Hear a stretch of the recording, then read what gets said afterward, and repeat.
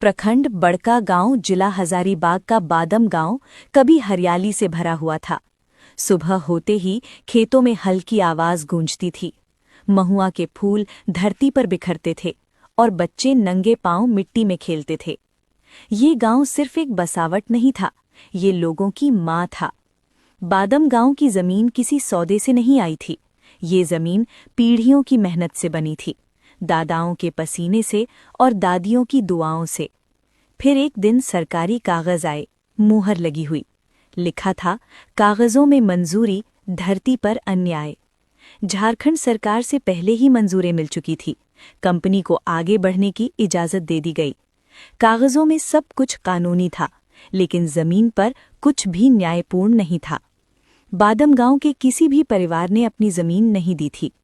पेड़ कटने लगे, पहले एक फिर कई। महुआ और साल के पेड़ गिरने लगे, नाले और झरने गंदे होने लगे।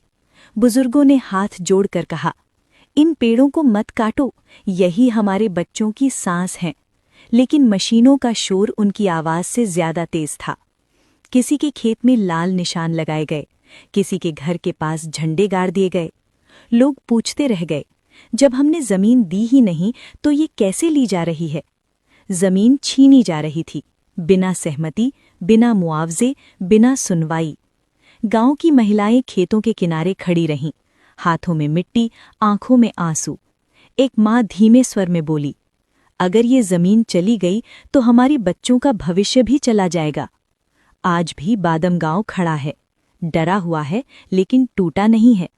हमने जमीन नहीं दी है और हम नहीं देंगे, क्योंकि बादम गांव जानता है, अगर जमीन चली गई तो सिर्फ खेत नहीं जाएंगे, हमारी पहचान चली जाएगी। कागज सरकार के पास हो सकते हैं, लेकिन मिट्टी का हक उसी का है जिसकी हथेलियों में उसकी खुशबू बसी हो।